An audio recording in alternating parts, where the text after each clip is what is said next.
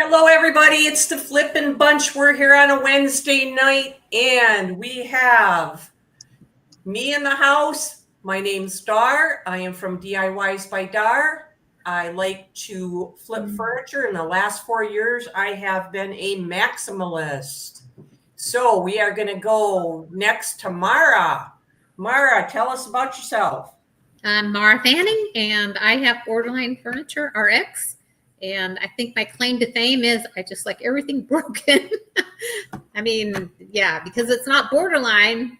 It has to be borderline in order to be borderline furniture. Anyway, I like it broken so I can fix it and then transform it. So that's me. And we'll go to Cheryl next. And you do amazing stuff too. It is very cool. I'm Cheryl Wall with Lifestyle of a DIYer, and I do thrift flips, DIYs, and crafts. Jenna. Hi, everybody. Jenna from Junk Princess. I've been flipping furniture for almost 8 years now. I love upcycling, recycling. Like Marah, the worse condition it's in, the better I like it. Thanks for having me on again. Oh, it is going to be a great fun night, and I have the pack with me. So I'm by myself, and the things that I do. And I know we're going to talk about decoupage again tonight, but it's going to be a little bit different because I'm going to go ahead and I'm going to talk about some of the history of decoupage, and then we are just going to go from there. So the very first thing is decoupage itself. And where does that come from exactly? And I can't read that, so I've got to get it up on my computer so I can read it. It's too small. I suppose I could go full screen. Oh, we can see it just fine here. Well, I don't know. Anyway, decoupage is French. Is the art of decorating an object by gluing colored paper cutouts onto in combination to make with special paint effects or gold leaf and other decorative elements commonly on a small box or furniture covered by cutouts for magazines or from purpose manufactured paper. And each layer is sealed with a varnish, often multiple coats, until the stuck-on appearance disappears and the result looks like a painting or inlay work. And in the traditional technique, they could use up to 30 to 40 layers of varnish. Oh, wow. Like, that's a lot. And get to the second one here.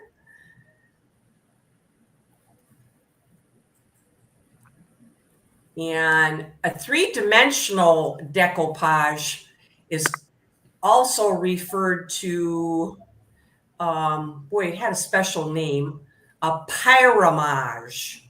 It's a process similar to a 3D decoupage, like a pyramid. So they call it a pyramage. And they would actually put foam spacers in between their layers to give it more depth. And I think that's probably where that layering of that 30 to 40 layers of varnish comes in.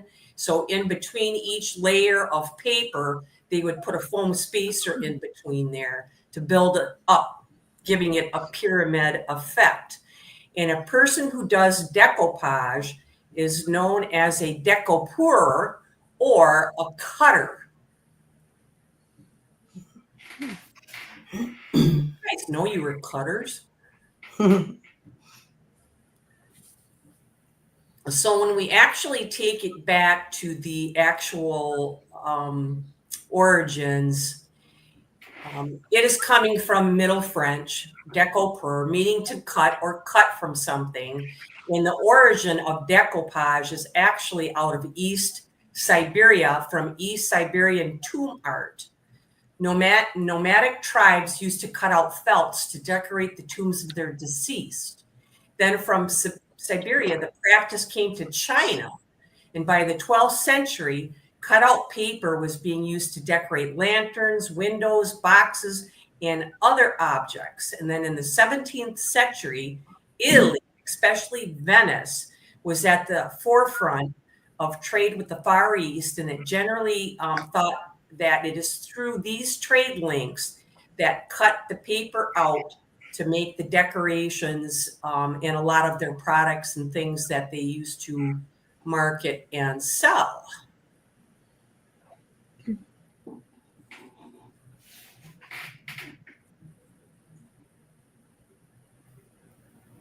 Did it switch for me? Maybe. It did. Let's see. All right. The artisans in Florence in Italy, they have produced decorative objects using decoupage techniques since the 18th century. And we already saw the 17th century.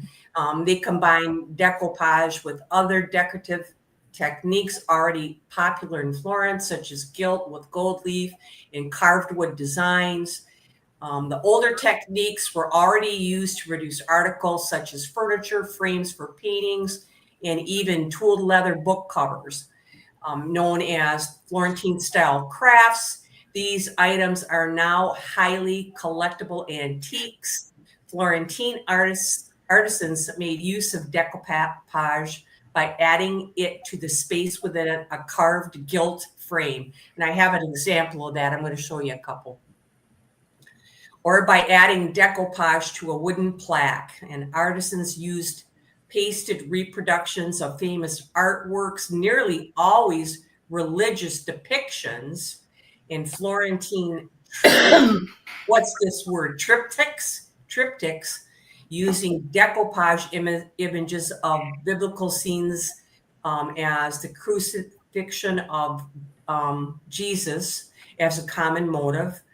And as society became more secular in the early 20th century and non-Roman Catholic tourists began buying more crafts from Florentine artisans, decoupage images became less religious in orientation and more reflective of famous Italian artworks in general.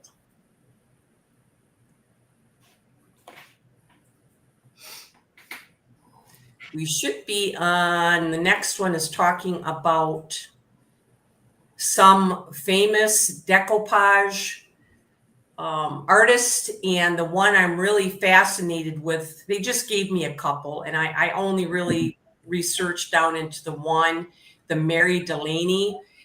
She achieved fame at the court of George III and Charlotte during the 18th century for decoupage, and at the age of 71, in 1771, Delaney began to create cutout paper artworks of exceptionally detailed and botanically accurate depictions of plants produced by using tissue paper and coloration. She created 1,700 decoupage pieces, which she called her paper mosaics, between the ages of 71 and 88 when her eyesight failed. Wow. And her work can be seen in the Enlightenment Gallery at the British Museum. And the other person was this Richard Basile, a New York art collector, entrepreneur. And he also achieved fame as a decoupeur with his intricate floral decorative work, which is on display at Foyer International d'Art Comporium Festival in Paris in 2014. So I have, this is from the lady in 1771, one of her designs. Now look at how intricate and flowered and gorgeous that is. How she put that together in her 1771 year is amazing. That's amazing. Another one of her designs is my goodness. Flower here, how she got these tiny pieces of paper together And whether she did the pyramid effect on them, I'm not really sure. I mean, it looks pretty flat with what we're looking at. And those were two of hers. And the one from the Richard Basile, the one I could find, it didn't look too floral to me, but that was some of his work. And I'm going to take it back down to the 1700s from just some random pieces that I found. And this one here, very folk arty, but decoupage from the 1700s. There you have it. And this one here is more the inlaid work that they were talking about, or the more engraved down into the inlaid portions. They would put their decoupage paper in there and then put their 30 to 40 coats of varnish over the top of them. Wow. Big pieces of furniture. And some of the religious works, if you ever get online and look for 1700 decoupage pieces, are phenomenal. Just fantastic. This one here, just a little bit of a chest design, what they created in 1700s. Reminds me of Made by Marley's work. Right. Yeah. Yeah. That's what I was thinking. And then this last one is a actual screen that they created, pushing more towards the Victorian times. And you can start to see a lot of that maximalism starting to come in there. Like the screen you did. I love that. It's so beautiful. Yeah. I think I told you guys I took it to a Chinese restaurant, one that's been in our community since 1995, and they have it there. That's awesome. So yeah, that is. that pretty much sums up the pictures of that I have. But when I first started into decoupage, hi Gretchen, I'm a little late. Was the sizing of, what is an A0? What is an A1? What is this paper telling me here on these sizes? I had no idea. But if anybody wants this graphic out there sent to them, just let us know either on this the channel link of this video, or go to the Flippin Bunch at gmail.com and we can send it to you. But the A0 is actually quite large. It's that whole sheet. It's a 33 by 46 inch piece. And when you get to the A1, you're cutting it in half. And that's the 23 by 33 inch size. Cut that in half again for your A2. And you're going to a 16 by a 23 inch size. You get to the A3, which is pretty much, I think, a standard size for a lot of decoupage dealers out there, resellers out there, a 12 by 16 inch size. And you start cutting that in half to the A4, that is 8 by 12. I'm thinking that's more like a scrapbooking size or a smaller type size of your decoupage paper out there.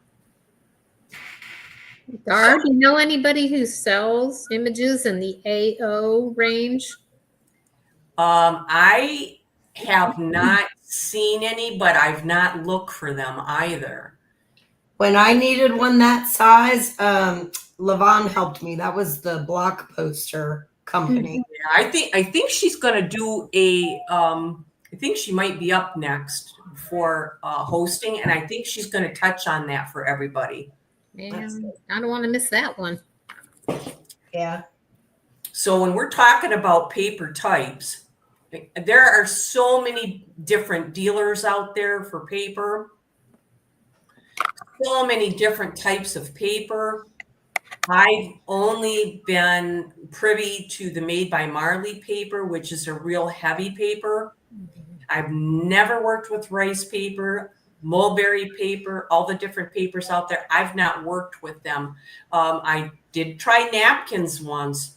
That was not an epic fail, but I felt pretty much like a failure using them because these are all different beasts here that you're working with. Yeah.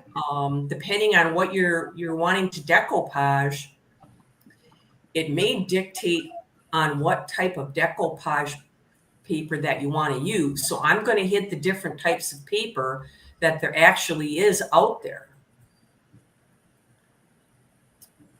So when we hit on this, we start with rice paper. Of course, that's going to be thin, lightweight, translucent, strong. It's delicate. It is very versatile because you can use it like on lampshades or glassware because it's easy to go ahead and bend around things. Napkins, they're beautiful. You can find a real wide range of them. It's going to have your 3 thin layers, so you're going to have to take the 2 paper layers away from it from the inside. And I guess a trick is to put a little piece of tape on your top napkin and then kind of try to peel at the back side of it to get it to come off, or put a little bit of the glue on your fingers and just write a light layer and rub your fingers together, and then go to the napkin and try to peel them apart to get the layers apart.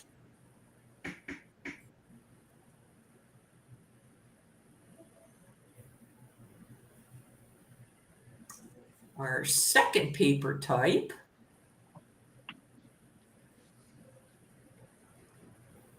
tissue paper alone, a tissue paper, is similar to napkins, but it's usually thinner. And that's the one also where it's easy to smooth around curved surfaces. It's going to have some transparency. So that is when you have to start looking at what is in the background that you're putting it on. You know, you may have to start matching with the color that's on the underneath of that. Scrapbook paper, you're starting to get a little bit thicker than the tissue paper. You can get a lot of designs and textures and patterns with that. It's durable, provides a little bit more structure, and it's going to give you a little bit of a stronger base, maybe where the color is not going to show through so much from the underneath. Now, mulberry paper, another name, kozo paper, which I've never heard of that. You know, that's coming from mulberry trees, and it's unique in its texture. It absorbs glue and varnish nicely. It can be favored for the traditional decoupage techniques where durability and a natural texture is valued. Now, I will say at this point, you can get a lot of these mulberry paper, rice paper off of Amazon where it's blank, and you want to print it from your own printer. And you can do this, and I'll get to what you need to do here after we get through all these papers. Then the decoupage paper itself usually is going to be a manufactured paper, thinner than cardstock, but thicker than a tissue. And this is where I'm working with Made by Marah. She is making a thicker decoupage paper. It comes in a lot of different designs. It's very durable, and you can get a lot of colors on it, usable on wood, glass, or metal, which I've done a lot of that. And get to my last paper type here.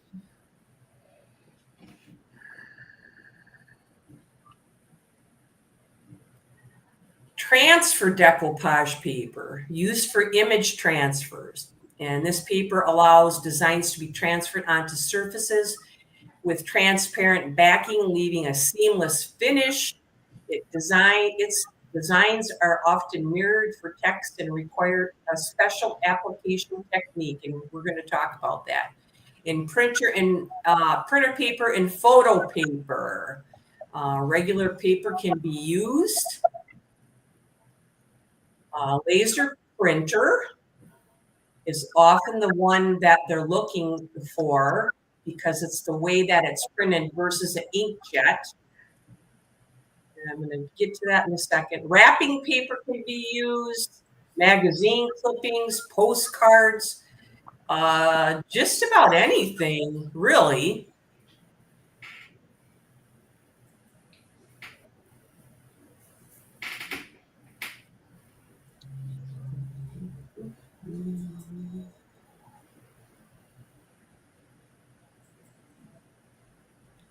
Oh, that's not the one I want.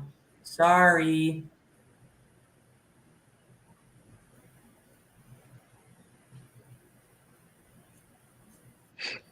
No, Dar, when you were saying that decoupage can be used for just about anything, I remember like the hippie years in the 70s. And people would decoupage like a newspaper article that they might have seen, or Oh, yeah. a wedding invitation, you know. Yeah, you can take and get those memories, put them on something, and have them forever. Yeah, and they would highly varnish them. Yeah, yep. Now, choosing the right paper for your project, some things to consider. The thickness and the weight. Thin papers like rice paper and napkins conform better to the curved or uneven surfaces, can tear easily. Slightly heavier papers like scrapbook or decoupage sheets provide more durability. In absorbency and smoothness. The paper should absorb your glue without wrinkling or bubbling. Smoothness ensures a better finish with fewer imperfections. Print quality and color saturations. High quality, vibrant prints ensure your project looks professional and colors last longer without fading. Durability, consider the resistance to tearing and wrinkling, especially for items subject to frequent handling. And compatibility, use papers that work well with your chosen decoupage glue or medium to avoid adverse effects or bubbling and peeling. Which takes me to our next thing that we're going to talk about is going to be glues. Now, the paper, decoupaging, you can decoupage laser print or inkjet print.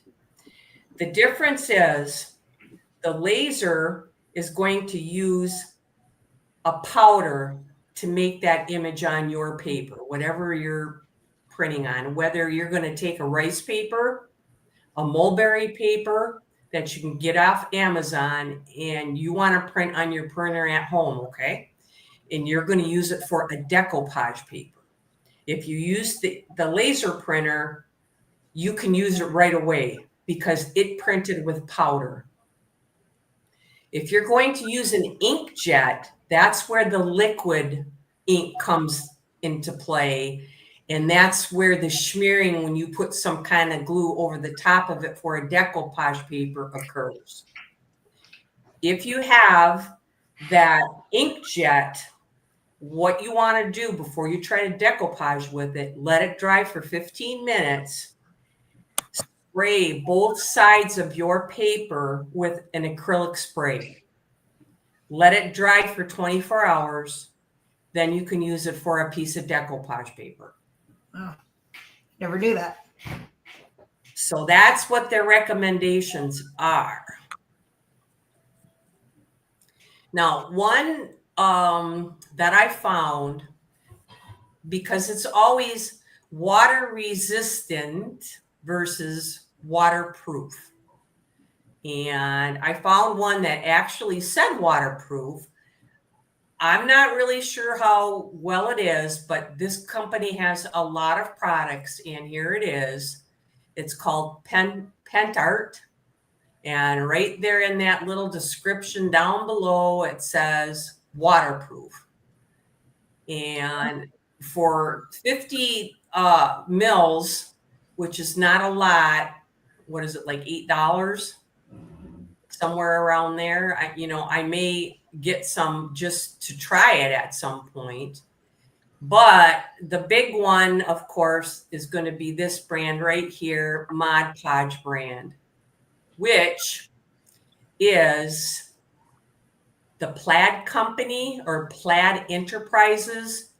You can still find modpodge.com, but if you go to the plaid.com, you're going to find a lot of the Mod Podge products as well. Mod Podge tells me that they've been around for 6 years and they have over 65 products.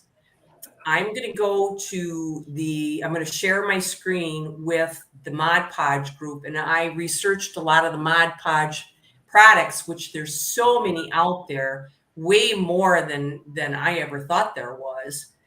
And we're going to take a look at them. If I can get to that other screen. Okay, are you guys seeing my category? Not yet. Not yet. And that's great. I thought Mod Podge had 3 products, so I'm excited.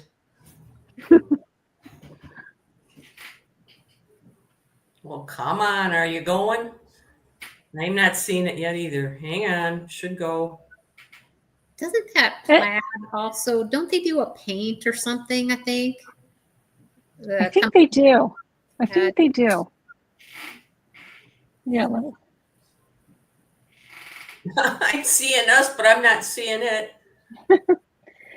And if you want to get a negative comment on your video, call it Mod Podge. I don't know why they don't just change the name to Mod Podge. I've been asking that for years. Let me try refreshing it. It might have been sitting there too long. I don't know. It might be one of those Nelson Mandela things. They call it the Nelson Mandela effect. Maybe at one time in another reality, it was Mod Podge. Right. You know? like they say about, is it Costco or is it Costco? Oh, right. And some people will tell you it's Costco. Well, we're not getting anything yet. All right, let me try to redo it from this end. There it is. Okay, let's see if I can get it to scroll now. Is it scrolling? Very good. Yeah. All right, there we go. About Mod Podge. They've been here 60 years. Wow. 1956. And they have over 65 formulas. Well, I want to go to They have a products. resin too. Wow. Yeah, they got a resin. Let's go to the products where I make you dizzy and everybody barfs. Oh.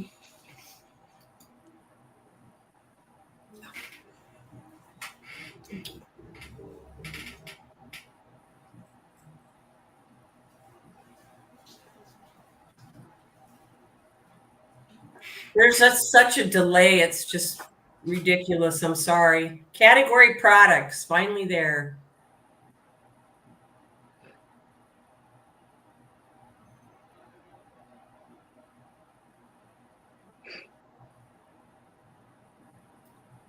Well, you have the Mod Podge fabric stiffener, and there's going to be one below it that's called Stiffy, and it's the same product. They're just trying to get that other name off of that other product.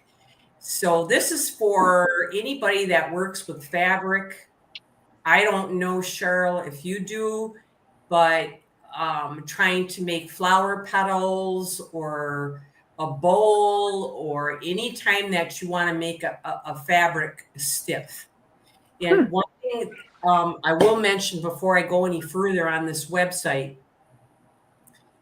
is when you go to the product, it is going to give you the best breakdown on the use of the product, what it's used for, how to use it, facts with problems that you have with maybe using the product. So it's pretty thorough. And then the one to the right, the Mod Podge Clear Acrylic Sealer in matte. I think we pretty much all have used that. We know what it is. I'm scrolling down and we're going to get to a product called Mod Podge Mega Glitter. That sounds really fantastic. This is a brush and it's just glittericious. You can put this over the top, and this is your sealer. A lot of these are the final sealers. You don't have to put anything else over the top of it.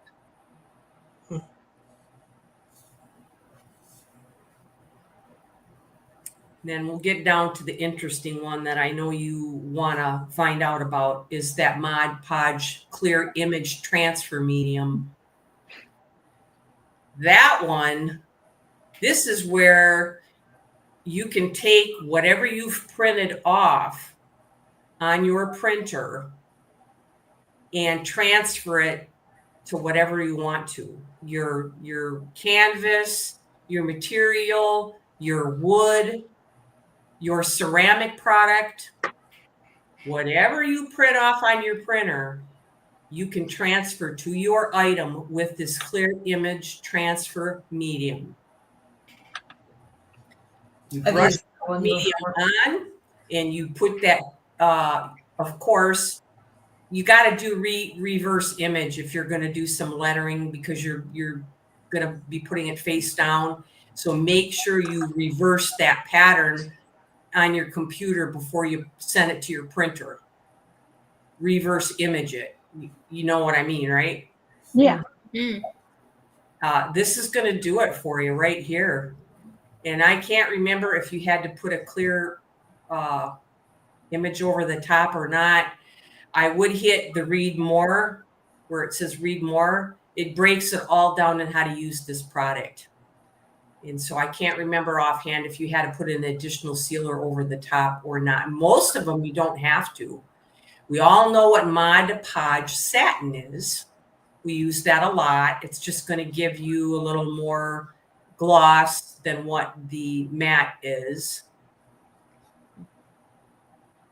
I'm going to get to the Mod Podge Diamond Coat. There it is. This one is the top coat. The diamond coat is the top coat. And a lot of these are telling me they're water resistant. I have to find where to get that one. I want to try that. Yeah. It almost looks like it has sparkles in it. And I don't know if that's the container or if that's the product. It says it gives you a diamond coat finish. When you break it out, it gives a description exactly what you're going to get when you put it on. And this is the final top coat that you can use. The Mod Podge Ultra Spray sounds really cool. When you don't want to have the brush marks on your end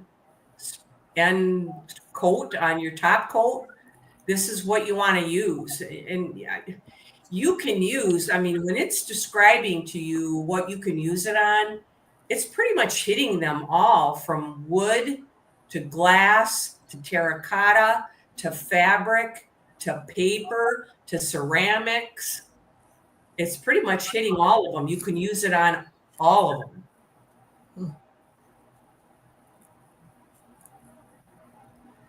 I'm going to scroll down into the next one, which is an iridescent acrylic sealer. That's the final top coat. It's the sealer. You put it on the top. It's going to sparkle and give the iridescence that you're looking for. So far, I'm finding them all on Amazon. Oh, good. I was just getting ready to ask, has anybody found it yet? Thank you, Cheryl. Then the Mod Podge Crackle. That's beautiful. Yeah, this is kind of interesting because you have to, from the description, what it's telling me, you need to put a color underneath that's going to show up through the cracks. You put the crackle on, then if you want to paint another coat over the top of that crackle, like it's showing there, like maybe they painted a red over it, and then maybe a purple over the other end, and then maybe put some of the glitter coat over the top side there to give it that effect. We should all try one and then come back and do a recap. I know, that would be good. I think we need to send it to Mod Podge, and they need to all send us a free sample so we can try There it. you go. You hear that, Mod Podge? Yeah. I'm going to go to the second page of their products. This could have been a whole show all on its own. On Yeah. Mod Podge, yeah. Yeah, I'm not even sure at what time we're at on it because I can't run the page and scroll down and still be on StreamYard. So Lord knows what I'm doing on StreamYard. We should be to Mod Podge Outdoor by now. Mm-hmm. Yes. That's going to give you some water resistance where you can leave it out in the weather, but it's not telling me waterproof. And then over to the right, Mod Podge Water Resistant is kind of giving me the same category. I'm thinking is the Mod Podge Outdoor. I'm not really sure how much difference there is between the two products. Kind of looks like it's giving me the same. Then we'll get down to that Mod Podge Spray Sealer. Another one, it's a spray sealer. It's going to give us some water resistance on there. If you don't want to brush it on, you want to spray it on. Maybe a little bit more geared. You can cover everything, even down to your paper with this spray sealer. Oh. And the really cool one, the Mod Podge resin. Yes. Here we're going to have that 2-part resin mix again, 1-to-1 ratio. You have a 30-minute work time with this. So that is an advantage if you want to brush it on over the top of something. You can dip it, you can pour it, and you can brush it. And you have a 30-minute work time. It's resin, so I think it said waterproof on this one, because anytime you start going toward a resin, you're getting to a waterproof over the top of it. But check it out yourself and click on that read more, because I can't remember every one of them.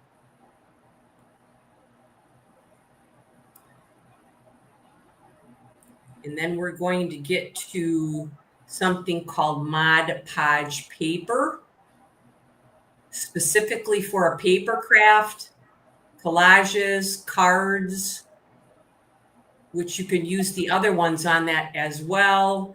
So I'm not really sure what the big difference is on that. Get into that read more section. The Mod Podge glitter, sun catching the shimmering particles.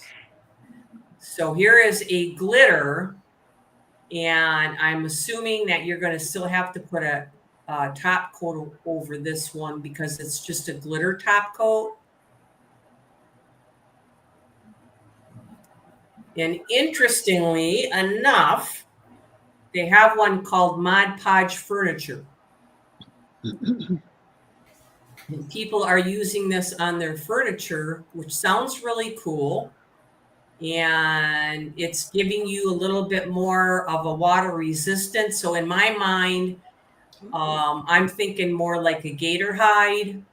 That's a heavier with the water resistance over the top of it. Wow. And the Mod Pod Decoupage, that's just the breakout of all of their top formulas, like Mod Pod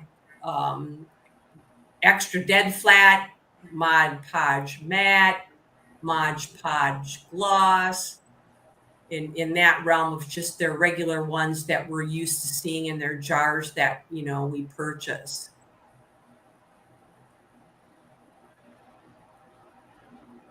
We get down, they do, you know, sell their own brushes and something interesting called Mod Podge Hard Coat. This is another one that get into that, read more. It's going to give you that breakdown. I was reading where they're using this Mod Podge Hard Coat over the top of like a table top as the final coat. And it's giving really some extra protection to the point of waterproof. Be nice. And we'll go to that third page, and there's not, I don't think, a whole lot on this page.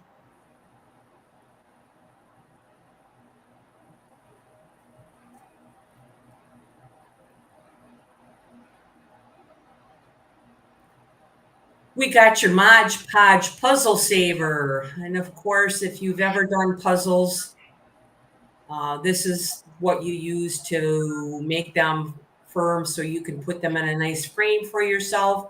Mod Podge Dishwasher Safe, which I have and I've used, and I will put on the top of a serving tray as the final coat to help with that.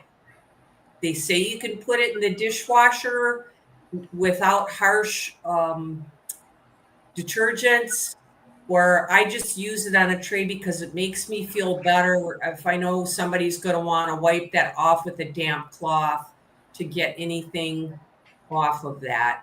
Yeah, that's a great idea. Mod Podge Dimensional Magic. Another one of these, I think it's going to give you more like an iridescent dimension, and you need to go into those breakouts and find the product that you're really looking for when you're looking for that iridescence. I think they pretty much show it like on the inside of that jar, and it probably is going to require a top coat. And Mod Podge glue, they're just going back and they're talking about the regular Mod Podges. They're matte and they're sealers. I wonder if the dimensional magic is like the mica powders. Probably. I mean, I've been doing that a lot. And, you know, interestingly enough, then we get to the Mod Podge Clear Acrylic Sealer. And I'll talk about that in a second. I mean, compared to any other type of clear acrylic sealer that you can buy, like a Liquitex, then you can mix those mica powders in there or mix a color in there. I'm assuming that's where we're going with the Mod Podge Clear Acrylic Sealer, probably the same. And then they're just talking about the Mod Podge Matte, which I use a lot. Mod Podge Gloss, which I have some. Occasionally I do use it. And the Mod Podge Fabric to use with your fabrics.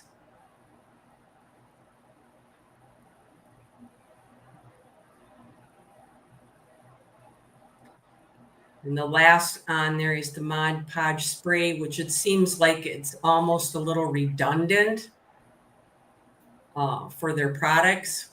Another Mod Podge Spray. So That's it for the Mod Podges. They're going to make sure you don't forget what you saw 50 products back. Yeah, I mean, when I told you guys my brain was getting confused. Yeah, I understand why. Yeah, that's why, because it kind of did seem like a lot of them overlapped, and you had to really break it down and read what the product actually was used for and what it did. And if they truly have 65 products, wow, Yeah. I think they're probably hitting just some of their best sellers, which, now that I know what they are, heck, I think I want to try some of those other ones. Yeah, definitely. We're at 45 minutes, so let's look at some pictures. What was I going to say here? There was one thing that I wanted to break out on that made a little more sense.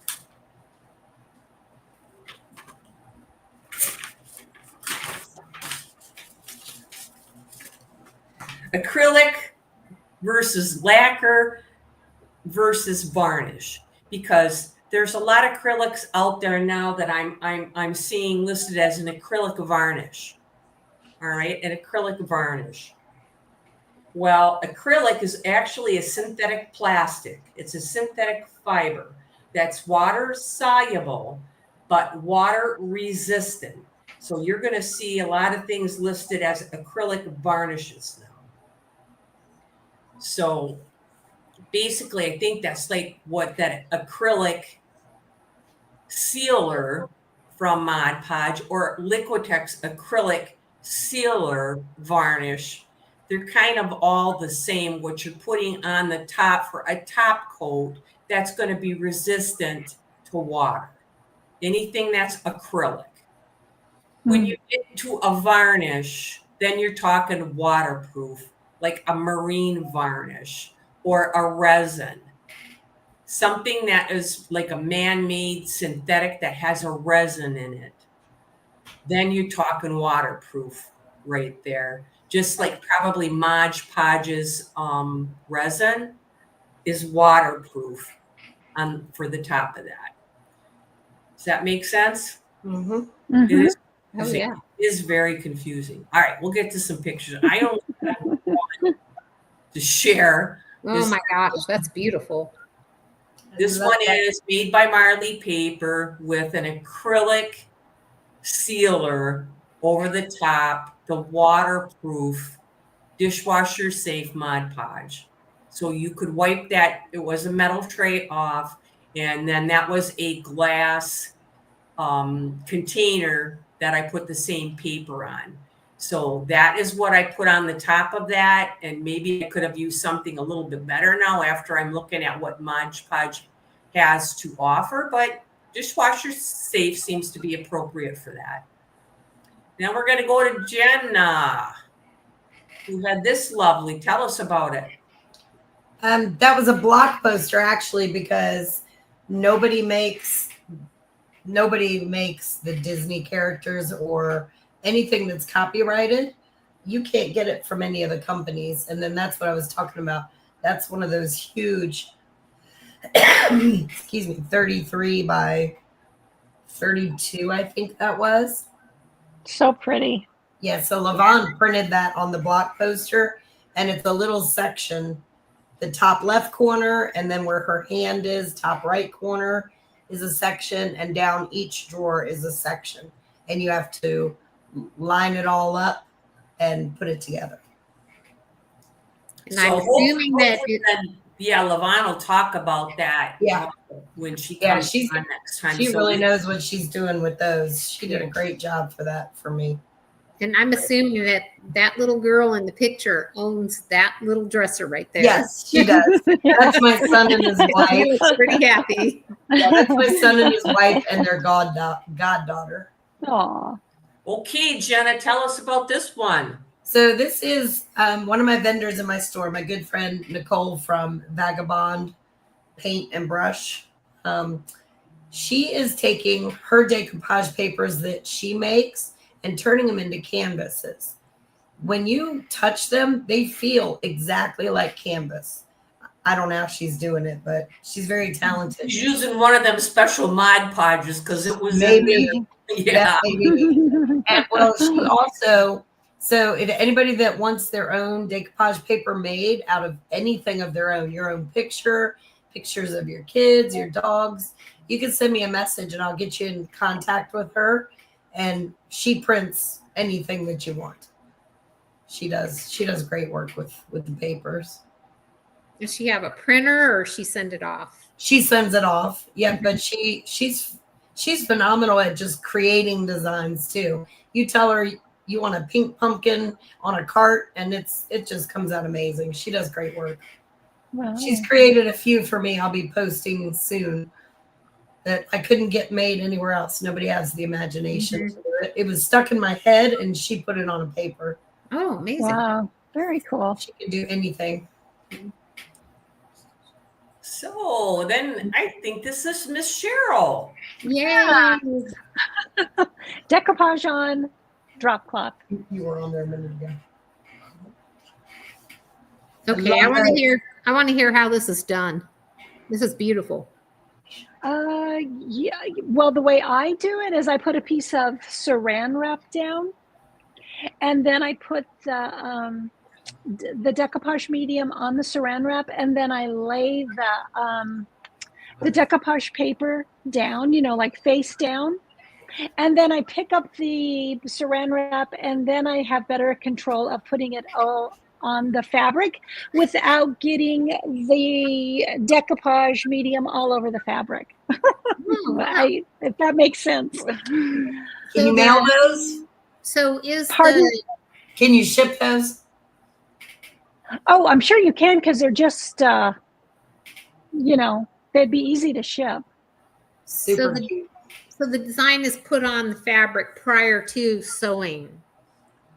Yes. Okay. Yeah. Yes, right. Definitely. Yes, definitely. Yeah. I think this is Cheryl. Yeah, that's regular old decoupage on a can, metal bucket. So cute. I think this one is you, Cheryl. Yeah, I just tried to include some different things, that might give you an idea of what you can do with decoupage paper. Super cute. Here's one Marah sent, and here's my mentor, Miss Lel from Made by Marley. And I think this is maybe the only one time she entered a challenge, and either Levon was hosting it, I think possibly, but it was a Halloween one, and this was a all glass door unit, and she turned it into Dr. Decoupage, little like it was apothecary cabinet. It was the 2022 Halloween challenge by Lovely Jubbly, but I can't think of her first name. Is it Jennifer? I can't think. Anyway, I think she was the host for that one that year. And that one won. That was amazing. Yeah, that is. And I can't remember if she put the decoupage paper on from the back side. Yes, she did. Okay, so it was on the inside then of the glass, but it was all glass unit, so that was pretty cool. Now we'll have to speak for Levon here. Now this one I know was just all glass, and she did it on the inside. She decoupaged from the inside. So is that reverse decoupage? Is that what you call reverse decoupage? Yes. Okay. Yes. And that was made by Marley paper. And this one, again, was a reverse decoupage, but this was meant by Michelle decoupage paper. And then she used some mirror spray along with that. If I remember right, I think it may have had a mirror in it, and she had to remove some of the mirror backing to get that image to show through. Yes, she did. She removed the backing.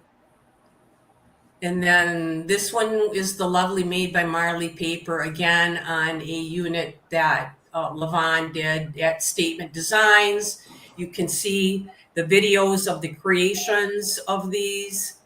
And Levon did this table. I think she said it was a Turkish inspired table, and boy, this one here, all the cutting, and you'll see what I mean. Wow. Individual pieces of decoupage paper, and then paint and outline every single one to create that table. I wonder how long that took her. That's like a DAR project with all that detail. I don't know. That was looking at the table from the top. Oh my gosh. Yeah. Dar, were you taking notes from her? Like you're like, okay, I'm doing that next. But I do know that Levon did use decoupage on the top of that table, and she was a little worried, I think, because it was a little bit cloudy and it wasn't getting clear on her. But she had to just give it the time to cure. It just needed some more time for that to cure, and then it came out okay. I spotted a comment from Gretchen. I'm not sure if I had answered it or not, but she said Disney is impossible to get due to the copyright. How do you get around the copyright? Like you can do block poster ordering and making yourself, I believe, and there isn't an issue with the copyright, but you just can't sell the pieces. I mean, you can, but you just got to be really careful. I would never advertise a Disney piece for sale or right. Yeah. That piece that I did was a gift. And that's actually the only reason Levon helped me and created that block poster, because I wasn't selling it. Yeah, maybe Levon can enlighten us on that and when she talks about it. Yeah. And of course, if you're using your own, like you said, laser jet printer at home, you can print whatever you want. Just don't sell it, make it, or don't advertise it for sale. Right. And so I would say if you had a client that came in and said, I want such and such, you could probably have them print off the image and then you put it on and you'd be safe. You'd be doing the work on the furniture and then they would be supplying it. So right. That's a great idea. Keeps you from being held liable. Yep. Yeah, definitely. So let's see, what do we got coming up for challenges? We have Life of a Show Flipper. This is hosted by Crystal from the Crafty Creech and co-hosted by Jen from Copper Cactus DIY. And this is the one where was picking my brain because it's got to be about Taylor Swiftie. Yeah. Because I don't know anything about Taylor Swift. I think this one is October 4th is the deadline for that one, where it's going to be up. So if anybody's interested in that one, just take a piece of furniture and some way, size, shape, or form, make it related to Taylor Swift. And then the other one that I'm aware of is our wonderful Marah's challenge, the Eco Challenge. This is the third one, isn't it? I think it is. Third, yeah. I'm excited for that. Yep, whimsical. And then make sure when you're putting your video together to highlight the eco processes. There's recycled, reused, repurposed, low VOCs if you're using chalk paints. Most of them are low VOCs, water-based things, things that are environmentally friendly. And then if you have any questions on, how maybe to put together your video, you could watch some of the previous eco challenges and see how others did their video. And that one is October 30th? 25th. 25th? Okay.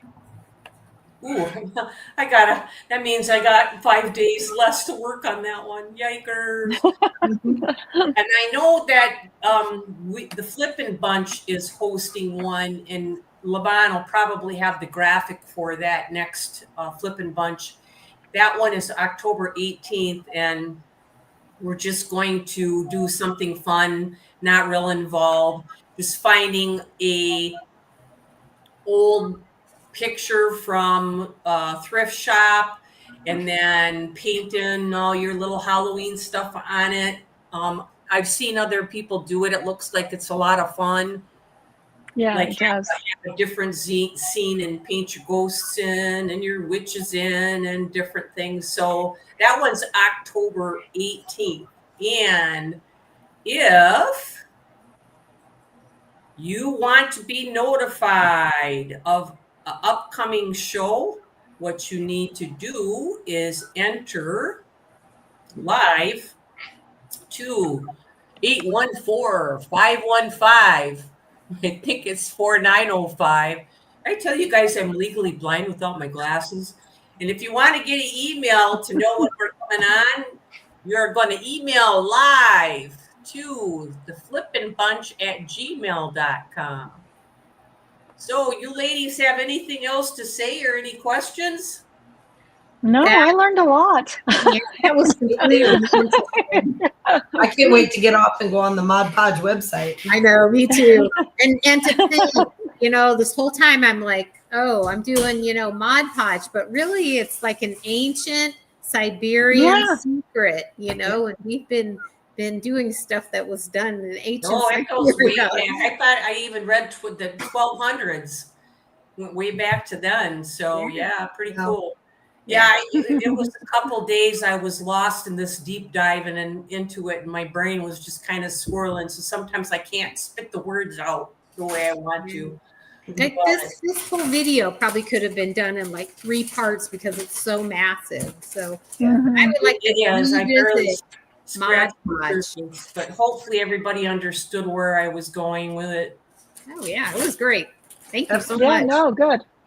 My Amazon cart is full of all the things I looked up. What'd you get? I know you got the glitter, right? Yeah, I got the glitter. I can't remember. I just kept putting them in, so I can go back and read them. Yeah, like a lot of them, I guess like with the Mod Podge, if it says sealer, then it's the last coat that can go on the top and be a sealer. And a lot of them say water resistant. They don't say waterproof, but they say water resistant, unless it is their resin. So, but very interesting site to go check out. A lot of products there. Yeah. So if nobody has any other questions, we will see you guys. I just wanted to say, just do a shout out. Gretchen says she really appreciates all the info and tips, and she's working on the Eco Challenge. Woohoo! Hey, Gretchen. Sorry, I couldn't get to all of it because I can't see it working by myself. It was a little bit difficult. That's you did good. Yeah, I was the leader of the pack. You know where that came from. You're as old as I am. Yep. Sadly, I know where it is. Okay. Sign out, and we'll see you guys next time. Bye, everybody. Thanks for coming. Bye. Are we off the air now? Yeah, I don't know how to get out. Always takes me forever. I think it's in the bottom, isn't it? The little red box with the arrow. There it is. Good night. Bye. Nope, that wasn't it either. Now I'm here by myself. Okay. How am I here by myself? This is too funny. Oh, there we are.